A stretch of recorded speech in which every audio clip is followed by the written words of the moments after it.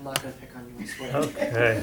Hello and good evening, everyone. Welcome to the second part of Creative Capital Wealth Management Group's Wealth Confidence Series. And we're pleased to welcome back to Phoenixville Public Library Liam McIntyre for tonight's presentation, The Smart Investor's Playbook. And those of you on Zoom can feel free to interact with Liam during different parts of the presentation. He'll tell you when. Welcome back, Liam. Take it away.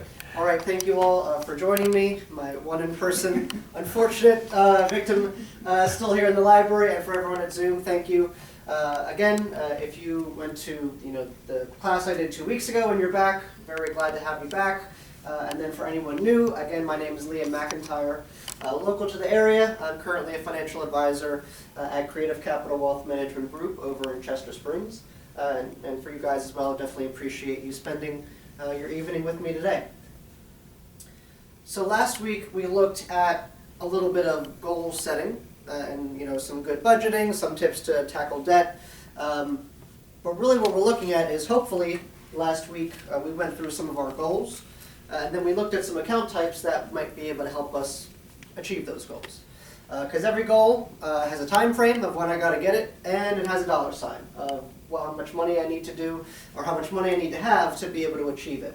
So today's presentation is going to be trying to cut through a little bit of the jargon that you may have heard everywhere from stocks, bonds, mutual funds, index funds, money markets, exchange traded funds, annuities, real estate investment trusts, IRA, Roth IRA, what's the difference? I don't know.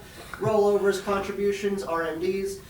So all of these things that we've heard, and maybe we're familiar with some and not familiar with others, or you're a pro and you know it all, or you're looking at this list and you're saying, I don't know what any of these words on the screen, I don't know what they mean.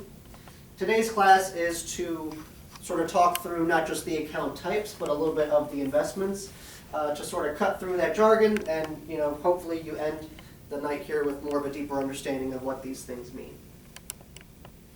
Now, my previous predecessor put some animation on the PowerPoint where I have to click through about 10 times before we get to the next one, so stand by. Okay. The important part. So you're looking at that list and you're hearing all these things on the news, especially this year. We know things are getting a little volatile with some geopolitical conflicts, running ragged on the markets. So the news people are screaming at you, your husband and wife are screaming, and your kids are screaming. But really, what I want this to come down to is as we come through, there's 4 things that I want you to focus on. And this is going to play a little bit into what we did 2 weeks ago, which is first, what are the goals that you're working toward? So outside of the headlines, outside of the emotions, what are your goals? So I heard some of us were looking at, well, I want to pay off debt. Some were, I want to build an emergency fund. Others, something as big as I want to put my son or daughter through college. Really what I want you to think about today is, as we go through this, it comes back to me, and it comes back to what you care about, it comes back to you and your families. What is your goal? So that's number 1. Second, and I mentioned this before, what amount do you need to reach that goal? We all have the things we want, the things that we want to do, the things we want to have, but it comes down to it, which is, what's the dollar sign that I need? So, you have a goal, and I really want you to think hard. If you weren't here last week and you don't have your goals down, again, start thinking of a little bit of, what's a goal I'm working toward this year, or something that's been on my mind. And then real quick, just jot down, what amount of money it's going to take to be able to reach that goal. Next, and this is important, because the time you have to reach that goal is going to help you determine a little bit of what can I invest in, what should I invest in, and what type of account should I have the money in. So this is important, not just for your own personal time frames and goal settings, but really how much time you have to reach that goal is going to be one of the most important factors in determining where's the money I'm putting away, where is it going, and what am I investing that money in. And then finally, we're going to talk through a little bit about what risk means, but I want you to think about how much risk are you willing to tolerate for each goal. And we'll As we get into the investments, we're going to talk a little bit more about risk, so I would say put an asterisk next to that just until we dive into it a little bit more. But for right now, I would say just the next 2-3 minutes here, again, just refresh yourself if you were here last week. Just refresh yourself on what were those goals that you wanted to achieve. If you're brand new today, again, just think of anywhere from 1 to 3 goals that you might be working on, this year, or looking at the next 5 years, 10 years. Just some goals you're looking at, and making sure for the next few minutes here, you know a little bit about each one of these 4. Do I have an answer for it? So real quick, just take some time for yourselves. Again, 1 to 2 minutes. Look at your goal. How much time do you need to reach it? What's the amount of money you need to reach it? And how much risk are you willing to tolerate to achieve that goal?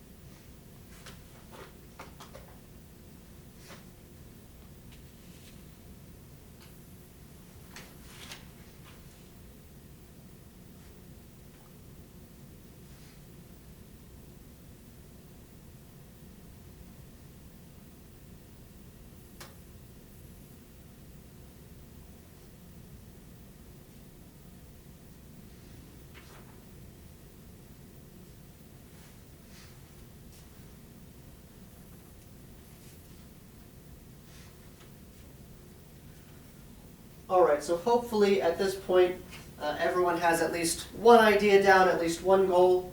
So let's dive into it here. So, cash and cash equivalents. What are these useful for? So really, we're looking at 3 things. We're looking at savings accounts, which you can get at banks or credit unions. You can look at certificates of deposit, which are called CDs as well, or money market funds, which are, I would say, more found at brokerage firms. In terms of the goal, why would we want, if we're talking about investing, where does cash or something like a cash equivalent come into play? These are going to be for your short-term goals. So goals that are going to be coming up in the next year, 2 years, 3 years, where you have a value in mind, like I know I need this amount of money, and I want to make sure when the time comes, I know that money is going to be there. So the cash and cash equivalents are going to be for the most conservative and least risky assets that you could have. So a little bit of difference between the different kinds of vehicles. First, a regular savings account. Again, you can get these through your bank, your credit union. I know even some do offer some online savings accounts as well. One thing about these is these are FDIC insured. So typically in the event of any type of bank failure, the U.S. government offers you some insurance, typically up to $250,000 per account in the event of a bank failure. But what's really important about the savings account is it is daily liquid. Typically on a savings account you're going to get a little bit of a higher interest rate than just letting it sit in your typical checking account. So just know for this, still have the same type of FDIC insurance, but the savings account as well is still daily liquid. Because when you need to access those funds, you want to make sure that you don't want to face any lockups.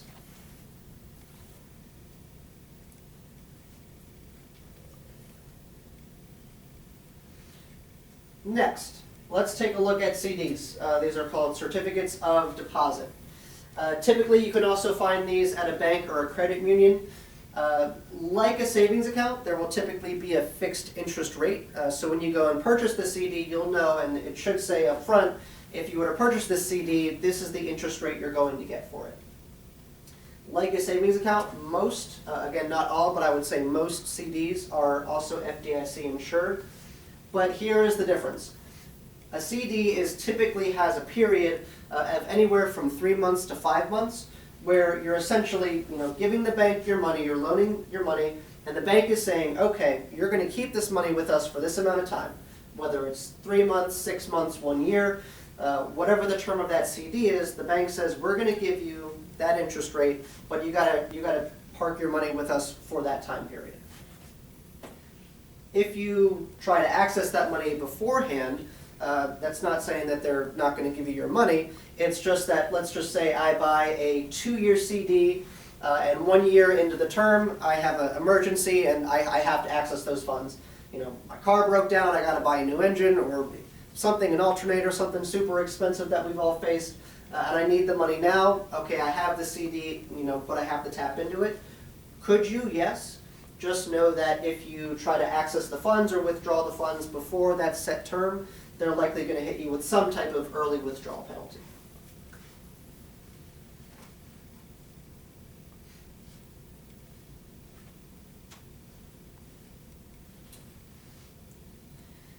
And finally, I want to move on to money market funds. So typically, at a bank or a credit union, you may be able to find a money market account, but a lot of these money market funds you will also be able to find at a brokerage firm. So when I say brokerage firm, I want you to think something like a Vanguard, a Fidelity, a Schwab, because really what these funds are is they invest in very short-term debt. I would say the most common example that you might think of is the U.S. Treasury bill.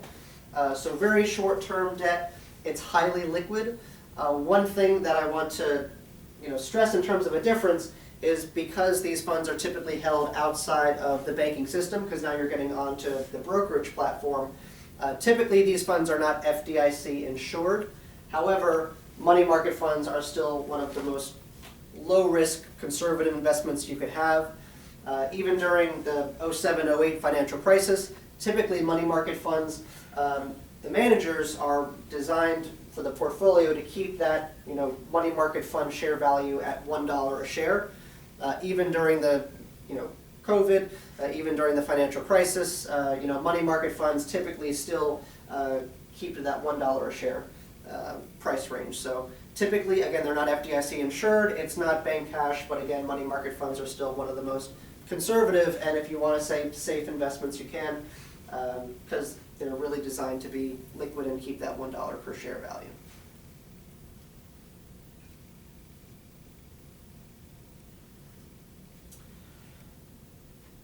One thing I'm asked a lot, so previously before I came to Creative Capital, I actually worked at Vanguard, and one of the things at the time I worked through the COVID and all the craziness that was happening, people started to get very concerned because they may have had money market funds or they may have had investments, and they always asked, well, is this money FDIC insured in the event of a failure of some sort?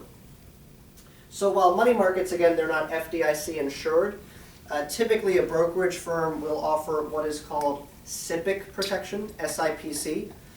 So typically that covers securities and money markets. And this is what I always had to stress to people. Brokerage firms, they will have their own type of insurance. That does not mean it's protecting you against market losses. You do not get to have a bad day in the market and say, oh, but my insurance is going to cover my losses. Not exactly. SIPC insurance is specifically designed in the event of the broker-dealer's failure, company-wide, that they have done something wrong, whether it's fraud or mismanagement or they were uncompliant with their practices. That insurance protects you from broker-dealer failure. In that capacity, just know it does not protect you from typical, just regular market losses.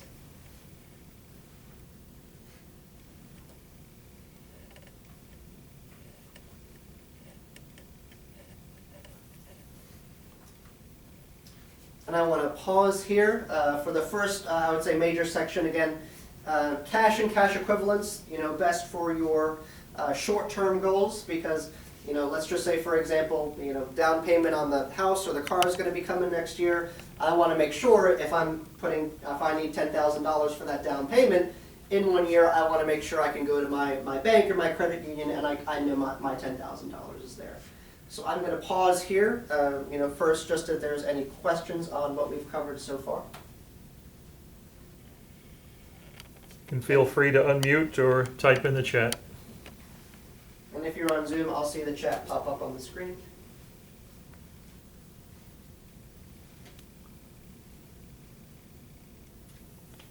Okay,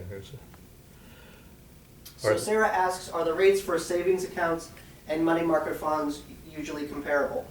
Sometimes they are usually very similar, and I'm going to get into the next slide why. Sometimes, depending on the rates and where things are going, savings accounts, a typical bank savings accounts may be a little bit less than what you might get in a typical money market fund at a brokerage firm. But typically, for the most part, they're going to be pretty similar to each other in terms of the rate that you're going to be receiving.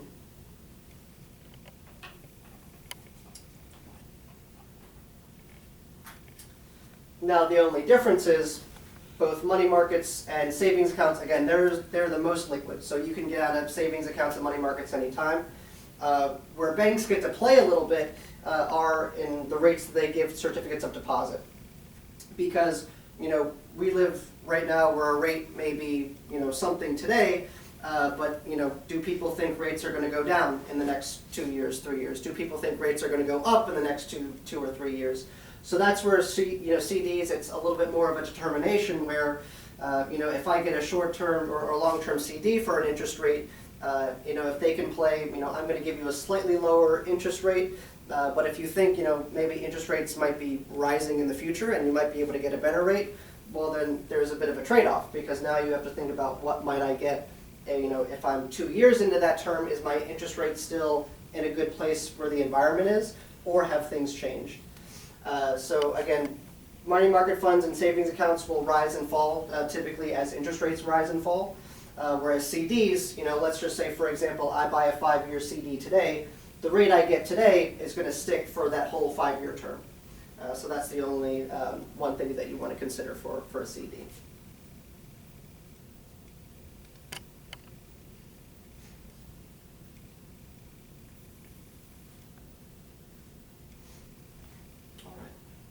Any other questions? I'll get 10 seconds more. Is 5 years the max on CDs? Is that typical? I've seen some, you can get upwards of 10. Okay. But it just so not typically 5 years, that's not the max. I've seen more. But I would just, try to give you an example of it could be as short as 3 months or as long as 5 years. But I've seen, you could typically get, if you wanted to do a longer term CD, you could. But sort of what I was saying is, the longer you run out, you run the risk of, is the rate I'm locking in now. Now sometimes it's like, yeah, I'm getting a high rate right now. If rates come down, I'm still getting a good rate. So that's where it's a little bit more of a trade-off, because the more you look in the future, then it's, again, you're letting more time to let your fixed rate, stay, while maybe the other interest rates in the environment are going to be moving around.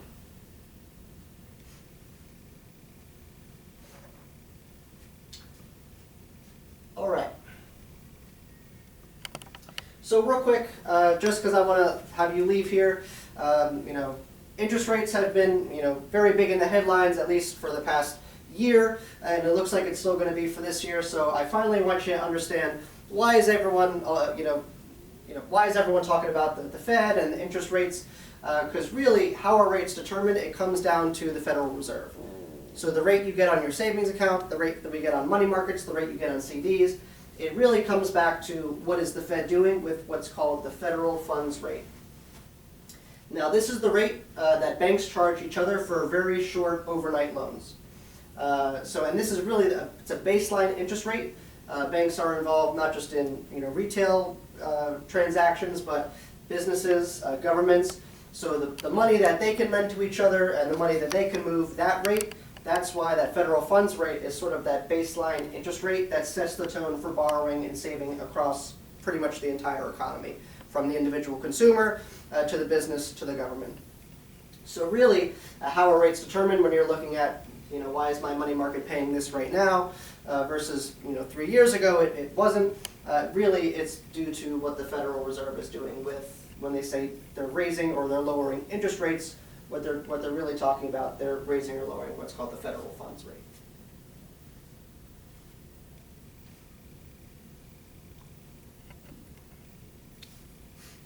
All right, now let's get more into my world. Brokerage accounts. So what is a brokerage account? This is essentially an account that will let you buy and sell investments. And now we're going to start looking at, you can start buying and selling things like stocks, bonds, mutual funds, and ETFs. There's other things you could, trade, of course, commodities, futures, options, all that. But I think for today, we're going to keep it simple. So again, a brokerage account. This is the account where you're going to be able to trade, again, stocks, bonds, mutual funds, and ETFs. Where can you open one? You can open one in many places, but just to give you an example of probably the top 3 that you may have heard of or maybe even have accounts at. Fidelity, Charles Schwab, and Vanguard, but just know that's not the full list. There's many other places where you can open up a brokerage account. Ownership. This is cool because in terms of owning the account, you can either own it individually in your name. So, it could be just Mark Pinto's brokerage account. That's great. Or let's just say you want to open up an account with your husband or your wife, or you want to open up an account with your son or your daughter, and you want to have 2 account owners. And there are some structures that will allow you to have, for example, even 3 or more owners. But, for example, brokerage account, you could have 1 owner. You could have 2 or more owners. And then you can establish what is called a UTMA account. These are colloquially known as custodial accounts because this is an account that you can establish for a minor. Typically, the minor is the account owner, but that account will have what's called a custodian. So that custodian has to be an adult, and they can either be a parent, grandparent, friend, no matter what, the custodian has to be an adult. But, for example, if you wanted to establish an investing account for your niece, your nephew, your son, your daughter, your cousin, and they're underage, just know that UTMA accounts they can be established at the same places that a typical brokerage account could be investing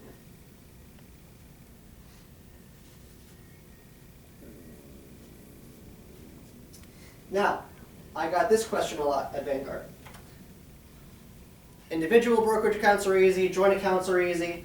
UTMA accounts, because now you're looking at, potentially, I got a lot of calls from parents who established these accounts for their children when they were young, and typically these accounts, are moved over, or should be moved over, I would say, to the child who is now not a child at age, 18.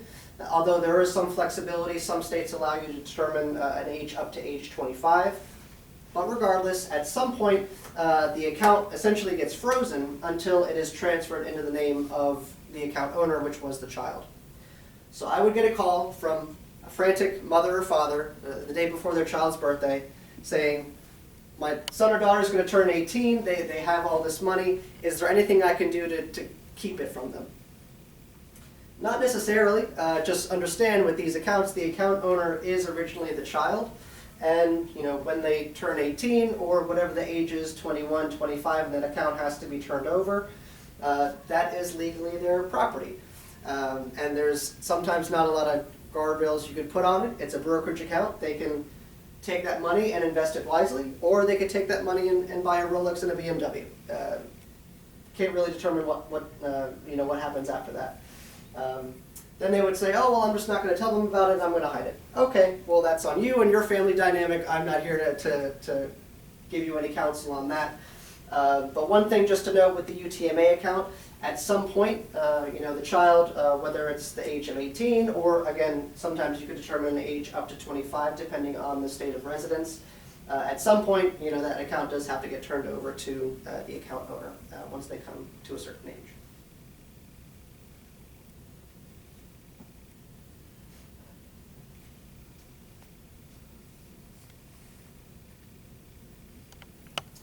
Now, within the account, we're going to really get into what are the building blocks of investing. 2 things we're going to be looking at, stocks and bonds.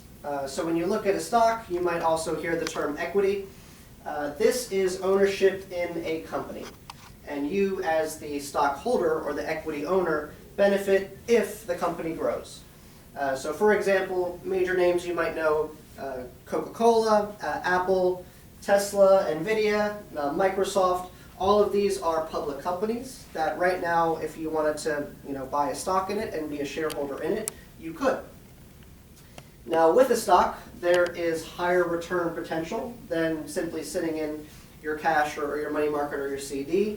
But understand, and you might be able to see it this year, with stock ownership comes higher volatility. Meaning, the stock that you may pay one price for it, those shares, they may appreciate or they may go down. And depending on the type of stock, that up and down might be smooth or it might be really jagged. But really what you're looking at for a stock or equity is that you own a piece of the business.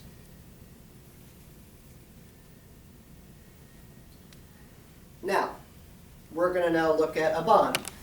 You may hear the term bond, you may hear the term fixed income, but essentially bonds or fixed income, this is a loan that you make to either a company or a government. The loan pays interest over time.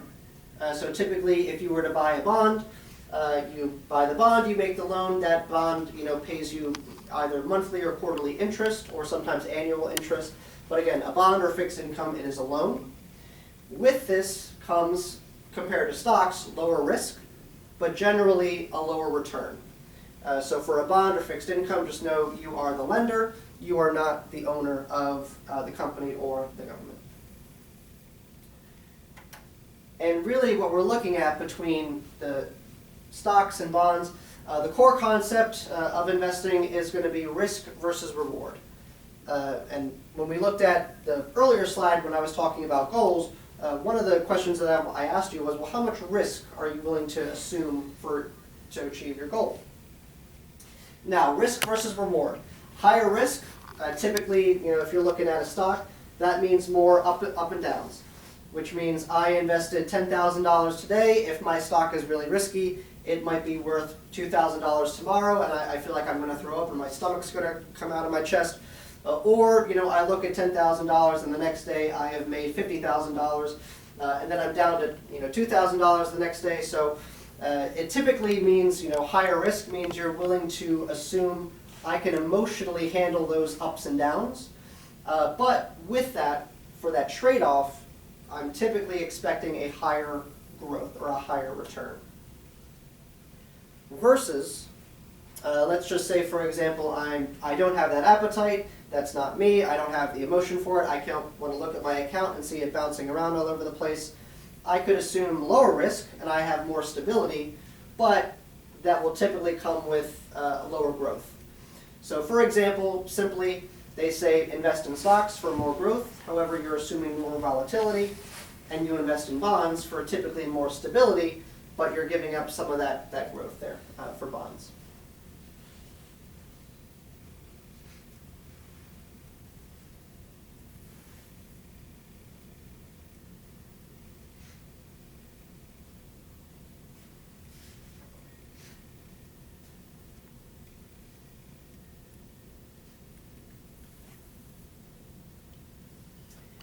Finally, and I'll stop for questions in a moment, but this is important. For brokerage accounts, what you earn can be taxed. The IRS wants their share, of course, so understand a few things. One, if I own a stock and that stock pays what's called a dividend, so sometimes if I own a stock, the company declares dividends for shareholders, which means for every share that I own, I get paid some type of cash distribution. So if you've ever heard of the term blue chip stocks, so I use Coca-Cola as an example. So typically, a shareholder in Coca-Cola, every quarter they get paid a dividend. Just know that's cash you receive just by holding the stock, but that dividend and the money that you receive is considered taxable income and you have to report it. Next, let's just say now we've invested in the brokerage account and I need to take my cash out and I'm going to might need to sell some of my investments. At that time, you may have what's called either a capital gain or a loss. So if I invest, and I'm going to take a stock for example, if I invest $10,000 and when I go to sell, that stock is now worth $20,000, I've made a profit, and if I cash that out, I will owe what's called a capital gain. Because I've gained from my original investment.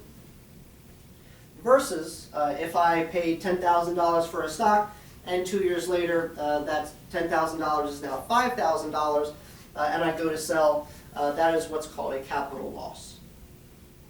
So, gains are taxed, because the IRS wants a cut of the profits as always. However, if you have a capital loss, again, not all investments work out, not all hope is lost. So, a few things you can do. Capital losses can be used to offset capital gains. So, for example, if I had a stock that had a $10,000 capital loss, and I had a stock that had a $10,000 capital gain, I can use that loss to offset the gain, and essentially owe less taxes on the gain. So one thing you can do with losses is you can offset capital gains. If you have no gains to offset, unfortunately, it was a rough year for you, you can deduct up to $3,000 from your income. And let's just say I have a $10,000 loss, I can only deduct up to $3,000 of income for that year. You can do what's called a carryover, so you can keep deducting, again, if you don't have any capital gains, you could potentially keep deducting up to $3,000 of income in future tax years if you still have, until you use up that capital loss.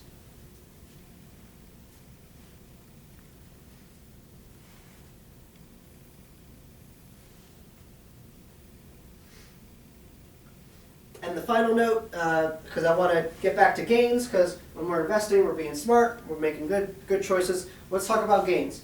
So, the holding period is important.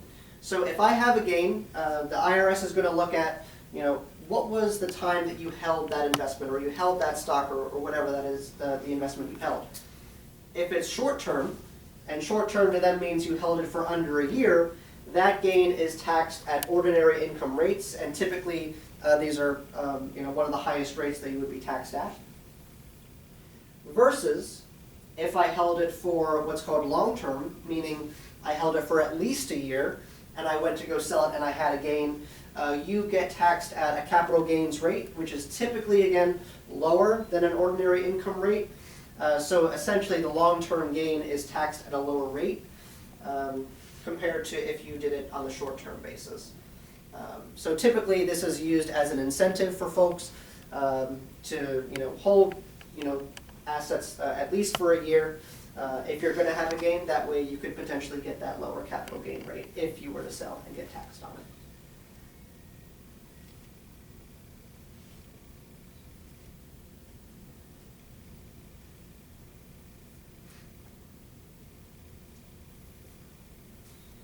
All right, I'm going to stop for 15-30 seconds if anyone has any questions on brokerage or brokerage assets.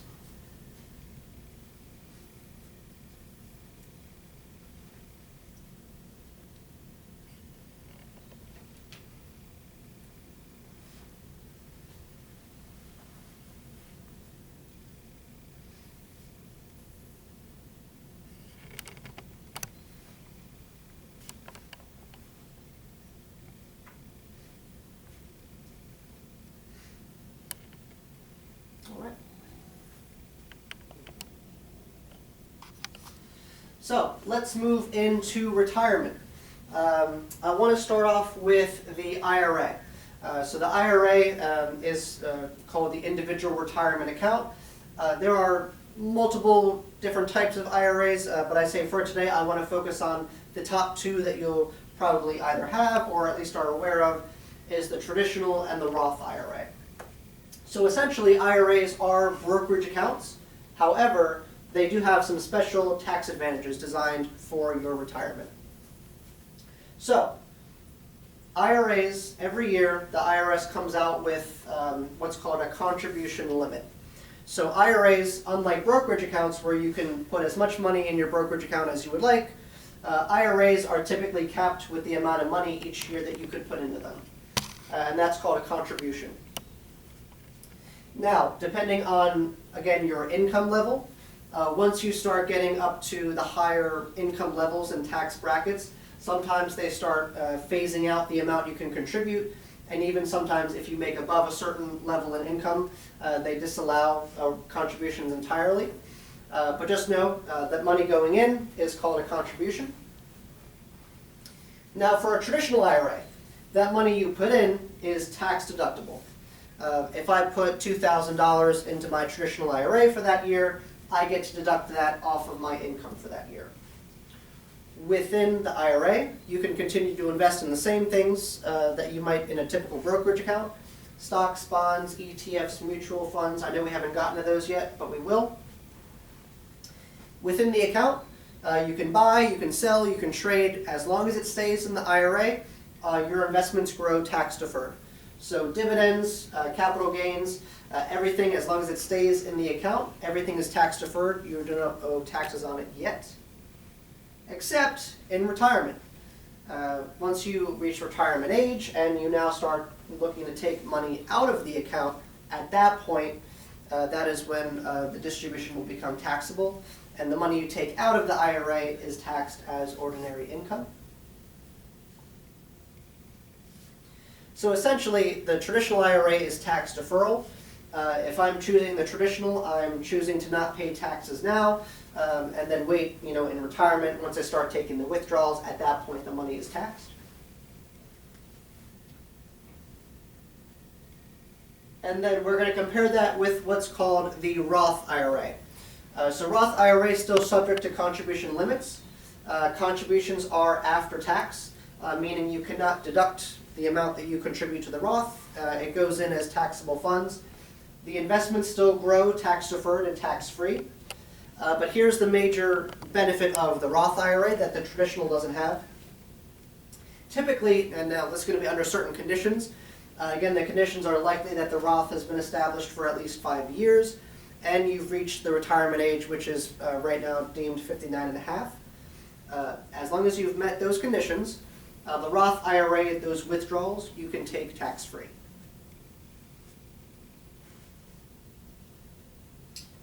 So the main difference is the tax treatment. Traditional IRA is I'm deducting my contributions now. I'm taking the tax break now so that I'll pay taxes later in retirement. Versus the Roth IRA, which is I'm going to take my money, tax it now, put it in the Roth, but then hopefully in retirement my money is grown and I would be able to take that out now completely tax-free.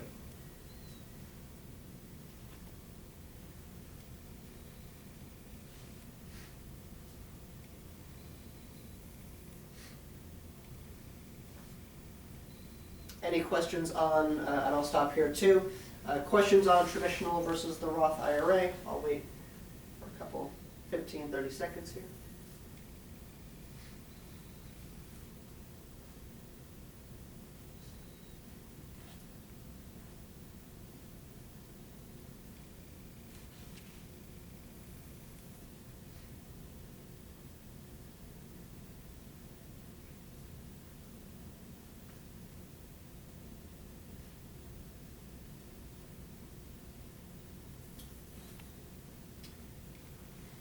So Sarah asked, can you do both Roth and traditional in the same year? The answer is yes. However, remember I said that there's going to be a contribution limit.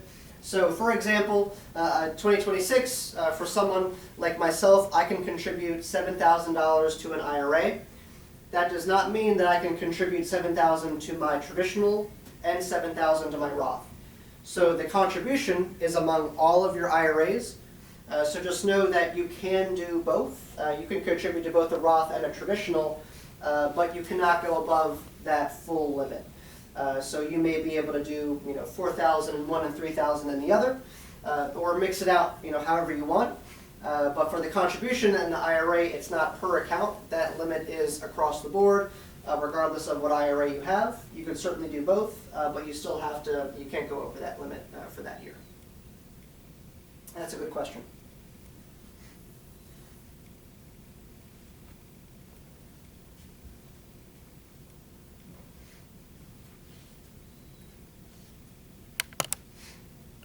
All right, and then along the same lines, I just want to touch a little bit on what are called employer-sponsored plans.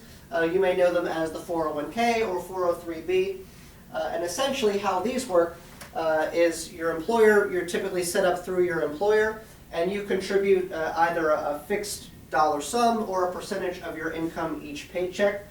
But understand, it's sort of similar to the IRA, where the 401k plan or the 403b may be traditional, where the money that's coming out of your paycheck comes before it's taxed, so it still moves into the a plan deducted and pre-tax. Or, and these are getting more and more popular, again, I think the Roth side of employer plans are still more up and coming. You see a lot more of just traditional 401ks and 403bs, but more and more companies are also adopting Roth options, meaning you're still contributing a percentage of your paycheck, however you're contributing it on that Roth basis, meaning the money is already taxed, but you're going to get that Roth treatment where, again, potentially you might be able to take it out tax-free in retirement down the road. Typically, the employer-sponsored plans have higher contribution limits than a typical IRA. So for this year, going to be up to $23,000 per year. And if you are over age 50, they allow for what's called a catch-up contribution, so you can contribute a little bit more. And the employer match. If you have any doubt in your mind, or if you don't know, if you have an employer-sponsored plan, always ask your employer what the match is. So how employers typically do it is in their contract they will say the amount, and they usually determine it, amount you contribute, the employer themselves will match. So for example, let's just say, they say if you contribute 5%, we will also contribute 5% on your behalf. This is essentially free money. So we always like to say know your match, because let's just say, for example, my employer, they will match 100% of the first 6% of the money that I put in. If I only contribute 5%, I'm not getting that full 6% match, so I may be leaving money on the table. So this is really powerful. So again, not all employers offer the match, but if yours does, definitely be aware of it, and try to, at the very least, depending on your scenario and your situation, we always say try to contribute to the plan at least up to the match. That way, you're not leaving any money on the table and you're getting the full benefit of that match.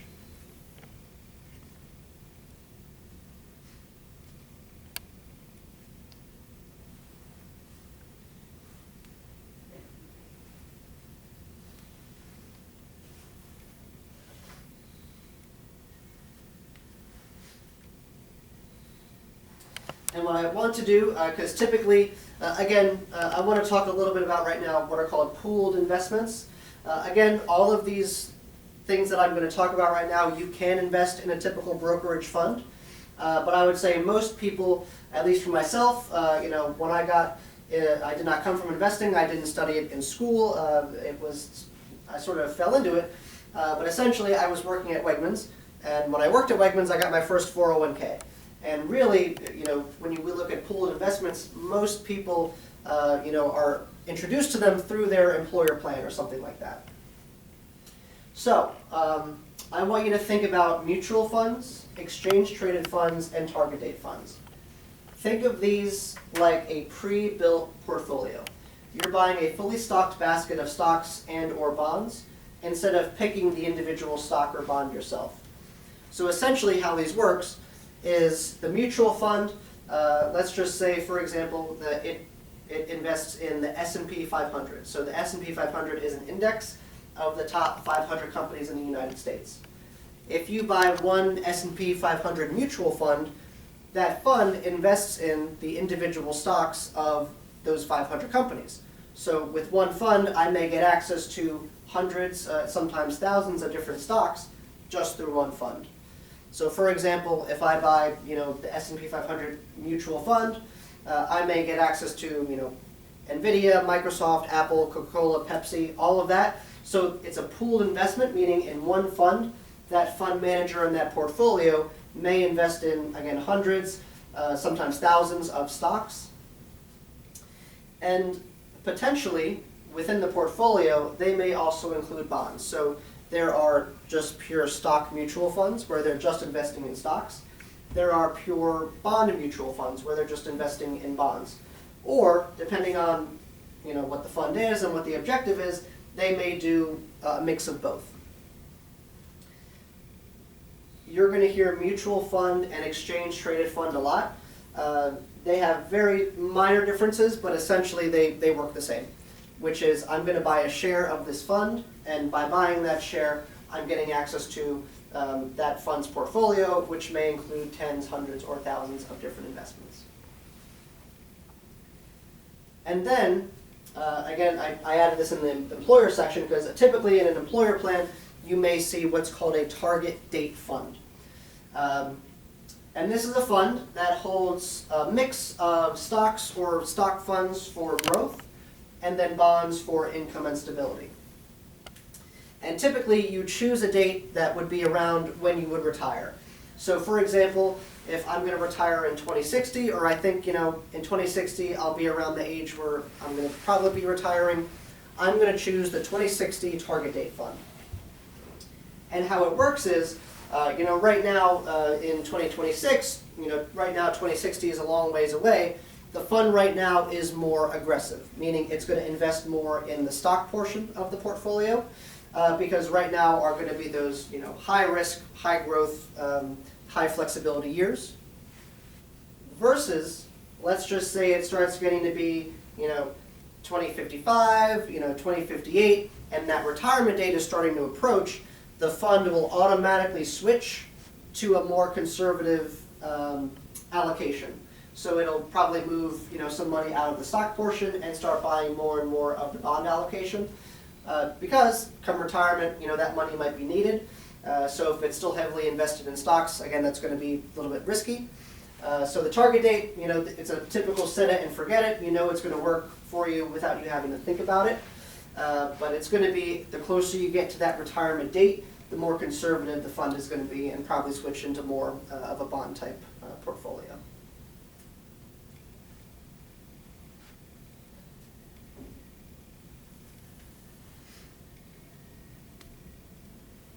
And I will stop here if we have any questions on the retirement portion.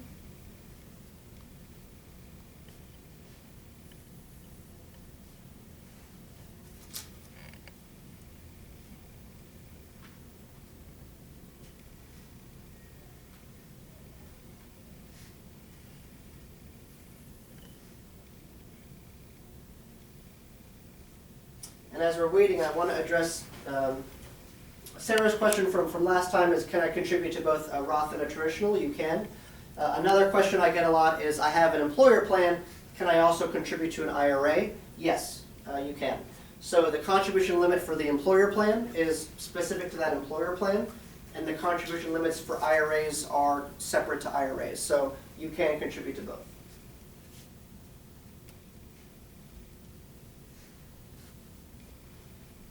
Can you convert, like I left a job where I had a 401k, can I convert that to an IRA or like something You can. else that I can continue to add to it? Or, Yes, that is an excellent question. So she asked, I had an old job, I had a 401k, I'm not at that job anymore. And that might be Sarah's question too. So if you had a job, in years past and that job had 401ks and you're not there anymore, what happens to those accounts? That's an excellent question. So a few things you can do. One is you could just leave it in the 401k plan. A little bit risky, because again, as people's lives move on, they start forgetting, and next thing you know, you may have had money in a plan that you now forgot about. And for example, down the road, that employer might have moved the plan to another custodian, so even if you remembered it and you're like, oh wait, I had $10,000 in that plan, I go back to where I thought it was and now it's gone. Now it's a little bit, now you got to go hunt it down. So of course, if that money stays in the 401k, nothing happens to it. Just know that if you don't move it, you may lose track of it. The second thing you can do is what's called a rollover. So old 401k plans, you can roll into an IRA.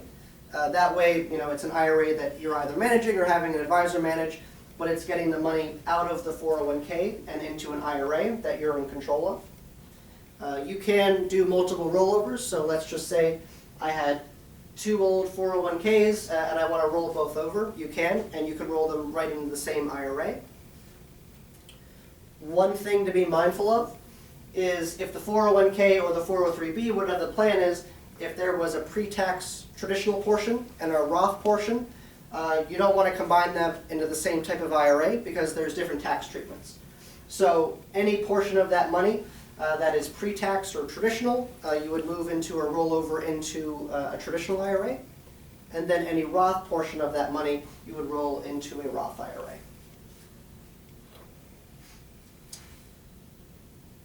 Now, one thing about rollovers, typically, let's just say your money was invested in a target date fund or a mutual fund, whatever. Typically, when you roll over, you're not allowed to take those investments in kind, meaning I can't just take my shares and move them into my IRA. Some plans do allow it, but not always. So just know that when you roll over, you are essentially liquidating or selling your investments, and then it is cash that's going to move over into the IRA.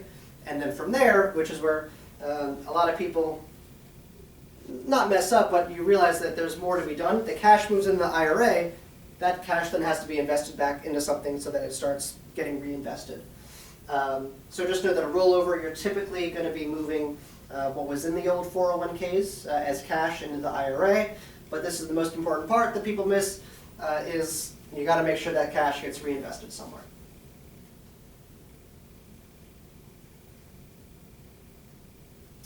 Now, third option, let's just say you got a new job and that job now also offers an employer-sponsored plan.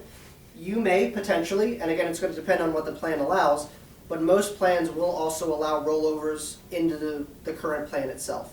So you may, if you were able to and you just wanted to consolidate, you didn't want one more account, if you didn't want to roll that money into an IRA and you wanted to keep everything consolidated and current, you may, just say for your employer, if that employer now allows for a 401k or some type of plan and it allows for a rollover, you may be able to roll over past plans and that money right into your current plan.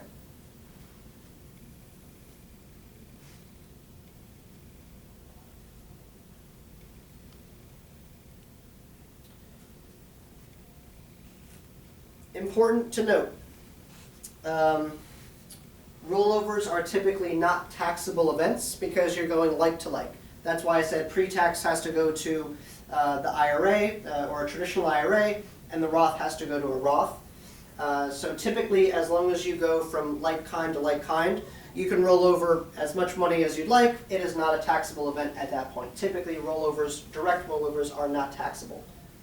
You can sometimes do what is called an indirect rollover, where essentially you're taking money out of the plan or out of the IRA, but you're taking personal possession of it. So it's considered a taxable distribution.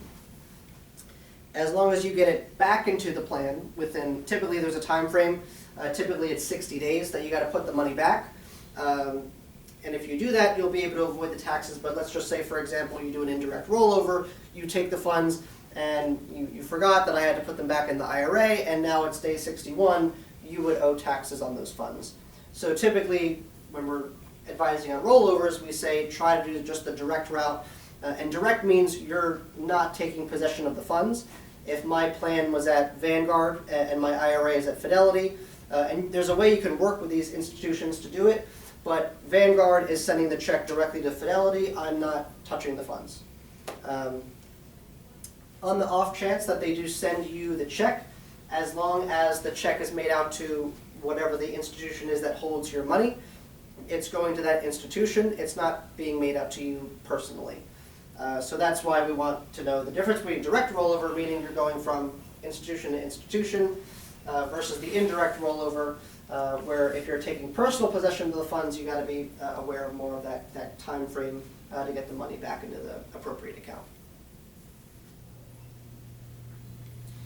But again, typically rollovers are not taxable events, and you're not limited to the amount of money that you can roll over or the number of rollovers you can do.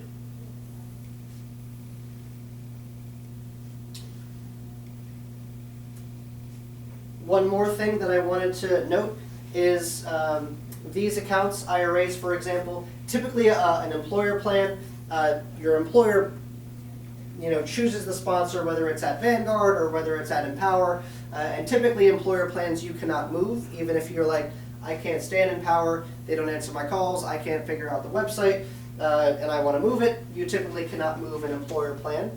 Versus if you had an IRA, You can typically move IRAs between firms. Let's just say I wanted to move my Vanguard IRA to Charles Schwab. Can I do that? Yes, and you can typically do what's called a direct IRA transfer. And again, as long as you're going from like account to like account, those transfers are not considered taxable events.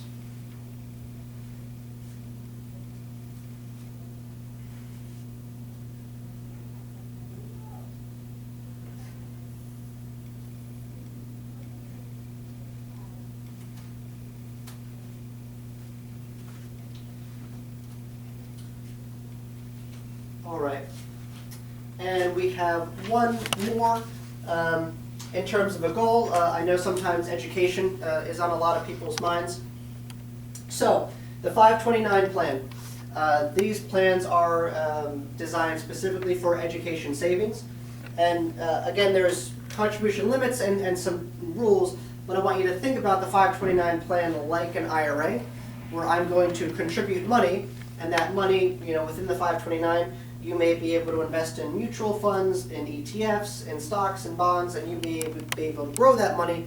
That money gets to grow tax deferred. Withdrawals, so when the money finally comes out of the account, you need to use it, as long as they're used for what the IRS deems a qualified education expense.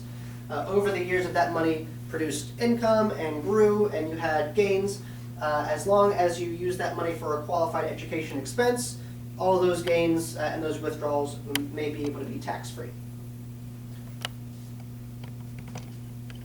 And then this is state-specific, but when you put money into the 529, some states do offer a state tax deduction for any amount that you contribute to a 529 plan. Now, the qualified education expense, the list, it's more expansive than what I have on the PowerPoint. But for example, what is a qualified education expense? My son or daughter wants to buy a BMW. That is not a qualified education expense.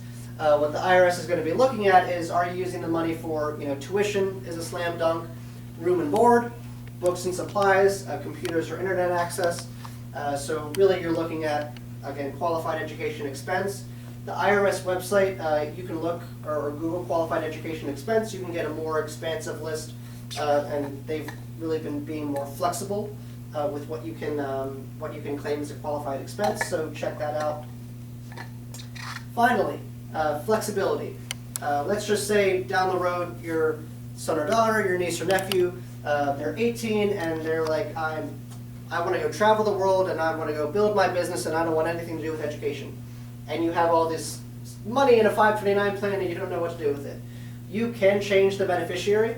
So let's just say there's another family member that you want to help out, or sometimes parents even change the plan to themselves. You can be the beneficiary of the 529 if you ever wanted to go back to school or take a course online. So just know that that beneficiary is flexible. And this is a relatively new rule, so still some rules coming out about it, but there is a limited ability for any unused 529 funds. The beneficiary may be able to roll those unused funds into a Roth IRA. Again, there's a lot of rules right now coming out about that, but just know that the 529 plan does have some flexibility on the event that the original beneficiary does not want to pursue education.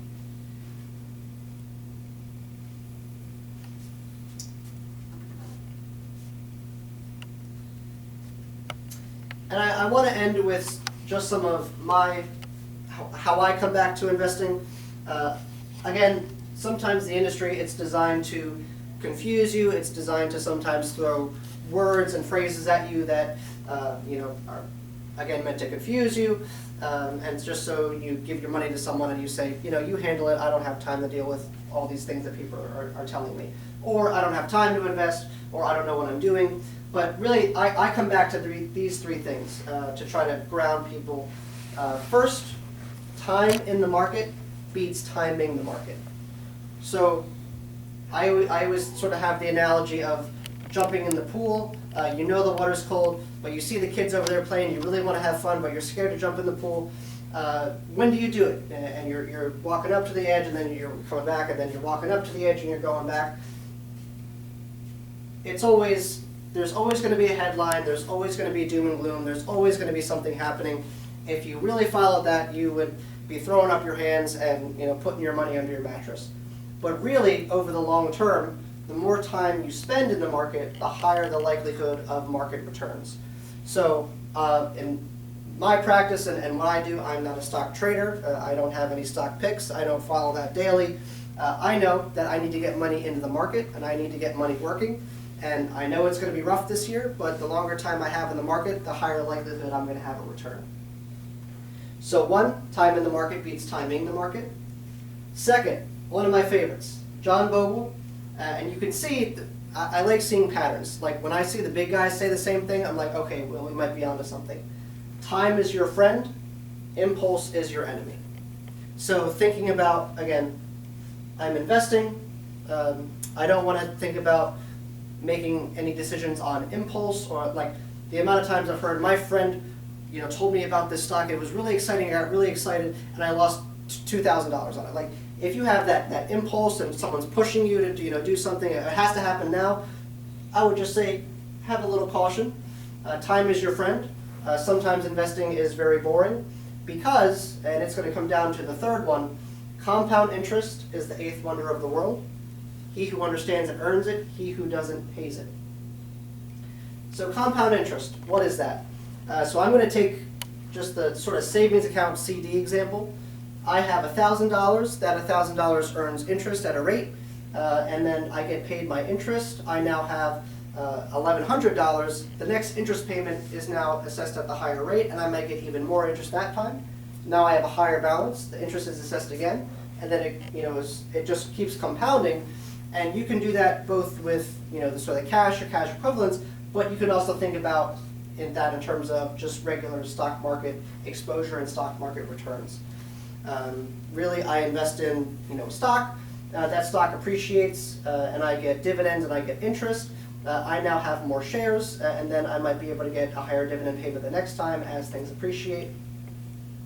Again, sometimes it's just as simple as doing something. I'm going to invest $100 every month or every week into the S&P 500. I don't care what it does. It goes up and down. I'm just going to do it. Really, what you want is a sustained, consistent plan of investing. Invest in something you know, and keep as much time, again, time is your friend, as much time as you can stay in and invest, the better. And that is what I have. I'm only 3 minutes over. Any final questions, though, from anyone on Zoom or here in the room?